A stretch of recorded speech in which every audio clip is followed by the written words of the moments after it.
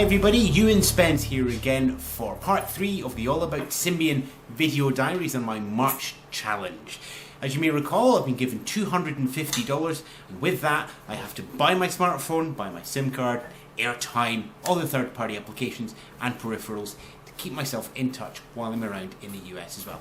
And luckily, the money that I have to give to Roxy and Roscoe, the dogs down here, doesn't come out of that budget. But what does come out of that budget is the SIM card and the airtime. And today, on the ground in San Francisco, I decided to head out and try and get myself hooked up, connected and online, all without having any sort of contracts or liabilities at the end of the challenge. So, no, not there.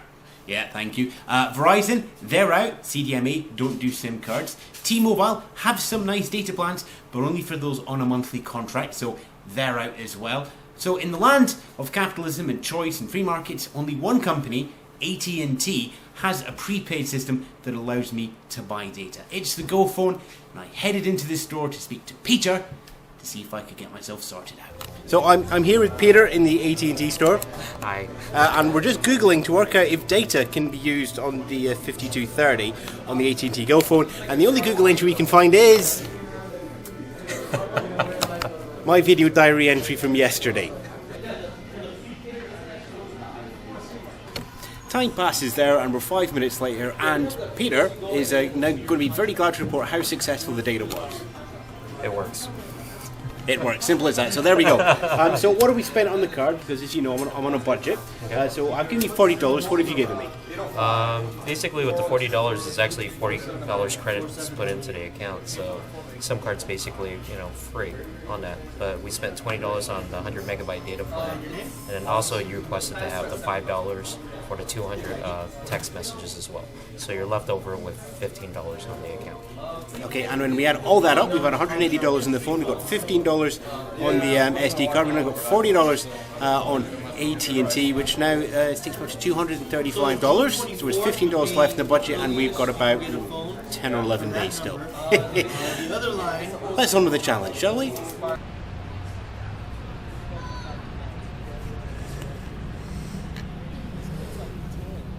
Thanks, Stig. It's first challenge here on All About Symbian. We've got the phone, we have the data. Let's see what we're going to do with it. Your challenge, should you choose to accept it, obviously not able to resist a cliche there, is to find yourself the best hamburger experience you can find in San Francisco.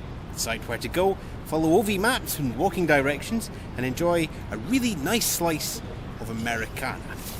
Right then. Okay. Now, I could just simply run out and find the first burger joint and go, no, that's American. I'm not going to. Given where I am, I know what the nearest one is going to be. No, what I'm going to do is I'm going to find the classic American burger. It's called In-N-Out Burger. And you can only find them in California and in the very southern parts of Nevada, because they send all their food fresh from the factory out to their stores. It's just wonderful. So that's In-N-Out Burger. Now it's a simple matter of finding out where they go. Well, it's dead easy. There we go. 5230. OV Maps goes on. And there we go there. Find my position. Bump, bump, clunks away.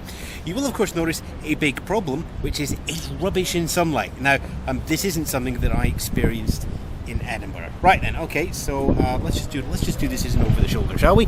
Got a red spot of where I am now, which is 3rd and just south of Market. If we hit search and just type in, well, let's just type in, well, I'll tell you what, now we remember that we're using the offline data here, and it loads up all the maps and all the information that could be on the maps. So let's just see what we get them now. In and N, and then in and out. Ask it to search. It's searching offline. In-N-Out Burger, there we go. 330 Jefferson Street. It's 1.8 miles away. I'm now going to do something that is unusual in America. I'm going to walk there.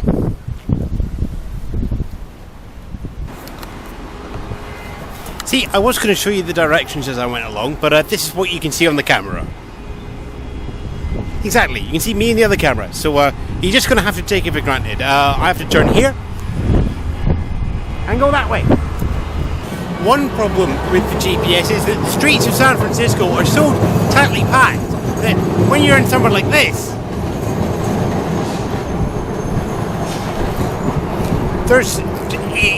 it's trying to guess what street you're on and it's getting it slightly wrong, which means I actually have to, read the map as well as going straight on and turn left, because right now it's trying to send me around in a big circle, so I haven't used a little bit of common sense just to get myself up this street here to keep going. What's nice is when you come up to a junction like this one,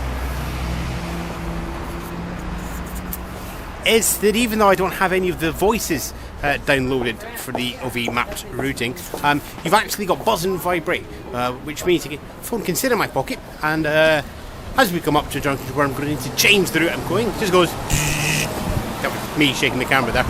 To let you know to pull it out and have a look where you're going next. Very nice touch. And we're almost there. We're at the final turn, and I've had to put the jacket on again. Good San Francisco is, of course, in the bay, the Great Web 2.0 bay, but also right on the coast of the Pacific as well. And you can just see down there, behind the train chase van, far off down there, you can see the Pacific. Now, if you are a cameraman, would like to follow me in these travels and make sure that you get that vital money shot that closes off the challenge, then do please get in touch, allaboutSymbian.com. Leave your messages in the comments. Unfortunately, it didn't work, but I did get to the In-N-Out Burger. Here's a picture of the tiles on the floor to prove it. Yeah, lovely, isn't it? And OV Maps on the 5230, remembering that the data was side-loaded. I dread to think how much data I would have actually pulled down for all these maps and searching everything. It works. And one of the big advantages that it has is that side loading not only has the map data, but also has a huge database of things and places, In-N-Out Burger, restaurants, libraries, points of interest, names of pubs, clubs and bars. Another example, I was looking for the Thirsty Bear, because that's where all the Brit indie developers are meeting up after drinks at GDC. Dead easy. Thirsty Bear, find. There it is, and the maps pop up on the screen as well. That database is probably, side-loading it, that is probably the hidden gem of OV Maps. One negative, in a little bit of a way, was that you kind of lose trust in yourself. Normally, when I'm navigating places, I would just go, I'm here, I go there, and I can keep the route in my head, even though it might be a 40 or 50 minute walk, and just walk it. Rafe and Steve asked me to use OV Maps exclusively, i.e. don't, try and remember or use your own knowledge of the area, use OV Maps. And that kind of led me to losing trust in myself, constantly checking the phone, even though it was going to beep when it came up to the turns. I was still going, is this right? Do I go another one? Are the dogs trying to kill each other down there in the corner? The answer to that last question, of course, is yes. But that loss of trust, checking the junction, yes, it's great to have it, and it's great in a new city, but it kind of dulls my skills. It's like, I'm no longer an NCO with a map, I'm now an officer with a map, and it's kind of worrying but brilliant at the same time. I know I can find anything, but do I still trust myself to find it on my own without the phone? It's an interesting one, but on balance, I'd rather go out with a map and have it in my pocket than not have it. And easily done. I mean, you look at the price of a GPS mapping system compared to the price of the 5230, and you're sorted. Right, we're going to carry on. I'm going to be hopping over to Texas now, and I'm sure we'll be getting some more challenges there. South by Southwest, over 10,000 delegates sitting there, all on their iPhones, all on their infinite data plans, all using the Wi-Fi that bounce around. And, oi, stop! Barbara Woodhouse, eat your heart out. Almost. And me sitting there alone with, now sitting with 96 megabytes of data left for the rest of the time.